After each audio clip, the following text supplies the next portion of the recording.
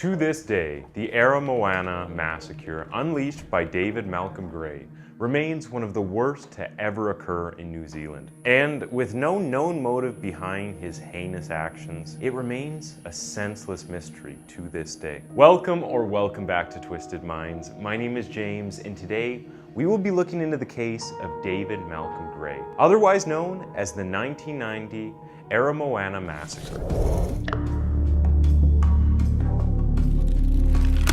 David Malcolm Gray was born on the 20th of November 1956 in Dunedin, New Zealand, but was raised in Port Chalmers. He had two siblings, Barry and Joan Gray, and lived alongside their parents, Mary Elizabeth and David Francis Gray. As a little boy, David attended primary school in Port Chalmers until he later transferred to a high school nearby Otago County during his adolescence. His father was an employee at a manufacturing company, and his mother worked as a skilled machinist. While in high school, classmates recalled David being a quiet and reserved teenager who generally didn't have a threatening personality. He had no friends, and so he kept to himself, never speaking up in class or interacting with other students. Academically, David was an average student with average grades. After graduating high school, he never went to college. The only reported job he ever had was serving as a farmhand for some time. David's life was going pretty smoothly until he lost both of his parents during his early to late 20s, with his father passing away in 1978, and less than 7 years later, his mother passed away as well in 1985. David was closest to his mother, and her death had a profound impact on his mental health, causing him to leave his hometown of Port Chalmers and move to the family vacation home in Aramoana. According to reports, he was always a loner, but losing his mother intensified his secluded personality, pushing him further away from family and general human interaction. His mother was the only person he shared a true connection with. He was seen as paranoid and distrusting of people, a mental trait that worsened over time until it reached a peak. While at Aramoana, David led a seemingly quiet life, only ever frequenting a bookstore called Galaxy Books and Records, which was all the way in Dunedin. The owner of the bookstore knew David for years, as he was a frequent customer. He was known for reading all kinds of military books and was profoundly fond of the Soldier of Fortune magazine. He would sit at the store for hours going through this military literature and probably had fantasies of carrying out some of the mission scenarios in them. Over the years, he had been getting into minor confrontations with people, and on one occasion in January of 1990, he allegedly threatened staff at the Galaxy bookstore with a shotgun. The owner of the bookstore, Bill Brosnan, ended up getting a trespass notice against him the following month, preventing him from ever returning to the store. Regardless of his behaviors, David was said to be an animal lover with a love for dogs, but this would later be the match that lit the flame.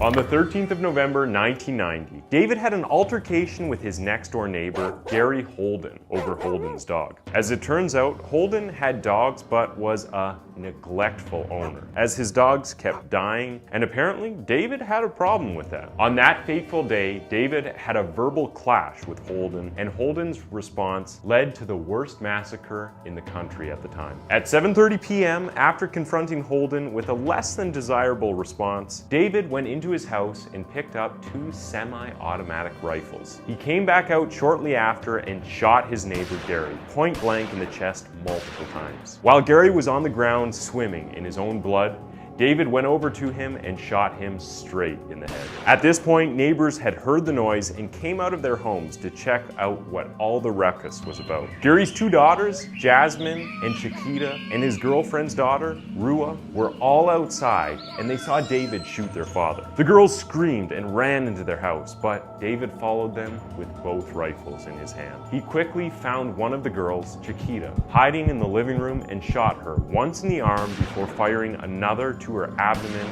with the sporting rifle.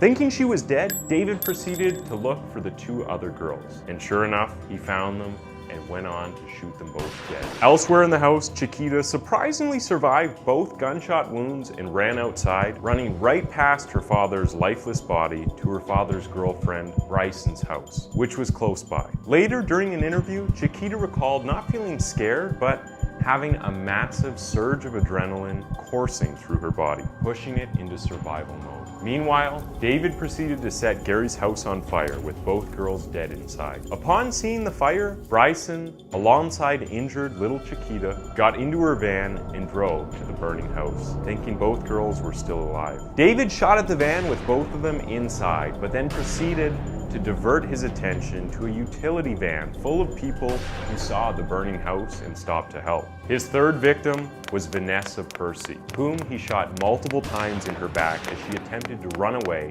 after seeing him with the guns. She died shortly after from the wounds. David turned his attention to three little children, Dion, Leo, and Stacy, who had been returning home from a fishing trip with their father. The shots killed both boys instantly. The little girl Stacy, despite suffering a bullet to her stomach, fortunately survived. David also shot the children's father, Ross Percy, at point-blank range to the head, killing him instantly. Overcome by his bloodlust, David began going from door to door. While doing so, he entered the home of elderly locals Tim Jamieson and Vic Crimp, and shot both men multiple times. He moved on to shooting little James Dixon, who was searching for his dog at the time but unfortunately ran into David on the streets. James's mother, Eva Dixon, and another neighbor, Chris Cole, came out of their homes to see what was happening. Cole, who was at the street phone booth at the time calling the police, was shot but only wounded by the bullet. Seeing what just happened, Eva Dixon dove for cover but couldn't make a run for it as she recently had hip replacement surgery and was unable to move without assistance. This brave old woman crawled herself into a ditch and called the police. After getting confirmation that they were on their way, she crawled back to the injured neighbor to tell him the police were on their way. Sadly, Cole didn't survive his injuries and died at the hospital. For her bravery and courage, Eva Dixon would later receive the George Medal for Bravery.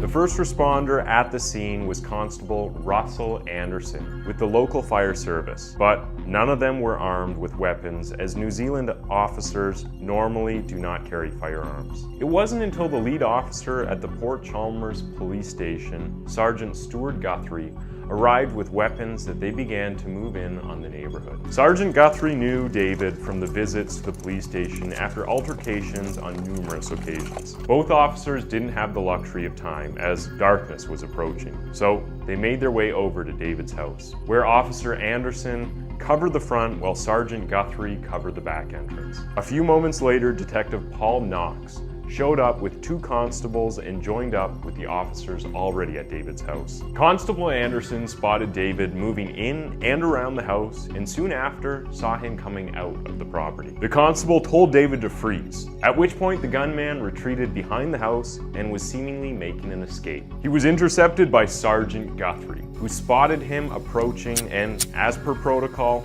told the gunman to freeze, firing a warning shot into the air, to which David replied, "Don't shoot." Sergeant Guthrie, seemingly believing the gunman intended to surrender and lower his guard, but in a shocking turn of events, David fired his rifle multiple times, hitting the sergeant in the head and killing him on the spot. A few moments later, the Dunedin Police Department had dispatched officers to the scene, blocking off the only road leading in and out of Aramoana with armored cars and police vehicles. Police units from neighboring cities were also deployed to the town of the massacre. Upon discovering the dead sergeant's body, police were ordered to shoot David on site with no warning. A few hours after the massacre, it had reached national levels, with New Zealand Commissioner of Police at the time, John Jamieson, dispatching the Anti-Terrorist Squad, now known as the Special Tactics Squad, to be flown down from Wellington and Auckland to assist with what was now a full-blown manhunt. The squad packed several ballistics weapons, including military-grade machine guns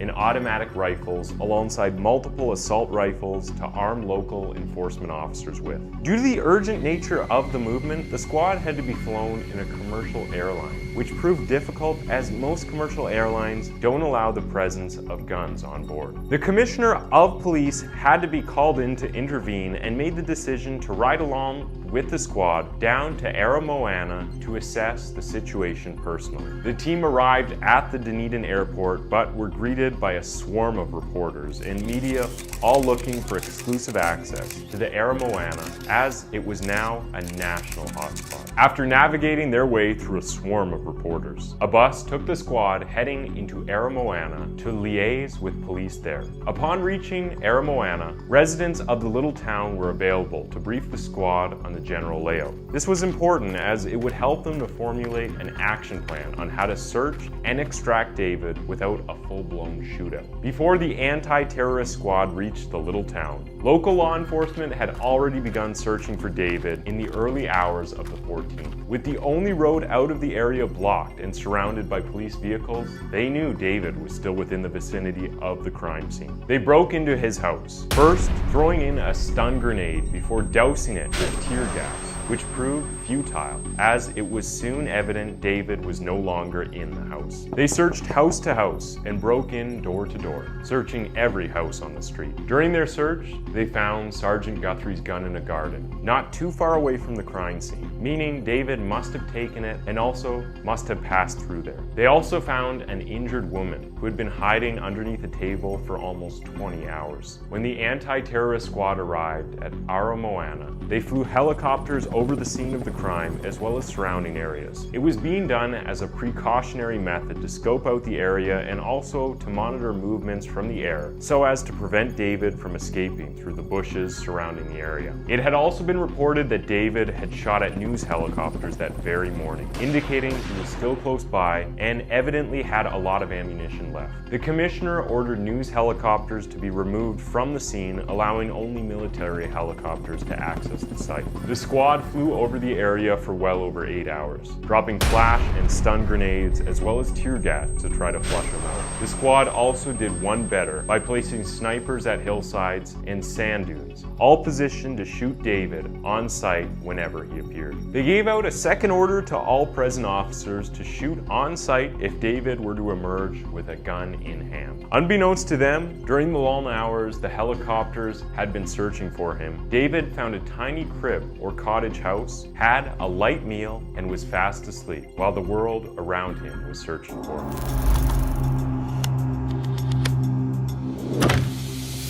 The land search for David wasn't looking good after officers had searched through most homes in the area and turned up empty. It wasn't until much later when officers spotted a broken window beside a crib with hedges as a natural barricade to the window that they had a break in the case. They looked inside and, sure enough, saw the gunman inside, pacing up and down the room. Local police and the anti-terrorist squad coordinated an attack on the house by first throwing in a stun grenade through the broken window. But the grenade bounced off a bed David used as a barricade and landed close to the officers, going off seconds later. They moved on to throwing in tear gas, which seemed effective in disorienting David, at least until he began shooting at the police. They opened fire back, and the shootout lasted only for a few minutes before a stray bullet from David's gun hit a police officer in his leg. At this point, the Air Force had taken up positions over the house to ensure David didn't escape into the bushes close to the property. They were ready to drop grenades from the sky if the situation called for it, but fortunately,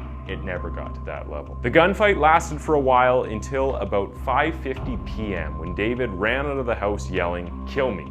Kill me, you bastards." He wasn't allowed to come any closer before he was gunned down by several shots from the police. Despite taking bullets to his neck, eye, chest, and even two to his groin, David still struggled to grab his gun while being put into handcuffs, all the while berating police for not killing him. After paramedics treated him as best they could on the scene, he was put into an ambulance to be taken to the hospital. But, as fate would have it, David Malcolm Gary succumbed to his wounds 20 minutes later and was pronounced dead en route to the hospital. At the end of the 14th of November 1991, David Malcolm Gary had murdered 13 people in cold blood, 4 of whom were young children. A week after the massacre, David's house mysteriously caught fire with all his neighbors standing right outside and watching the house go up into flames. There was an investigation into the fire and it was chalked up to mystery circumstances. Even till today, the massacre remains one of the worst in New Zealand history, with only 2 other such senseless killings surpassing it. Thanks for tuning in to Twisted Minds. That was the case of David Malcolm Gray. And why don't you go ahead and click on one of the two videos on your screen for another one of our videos.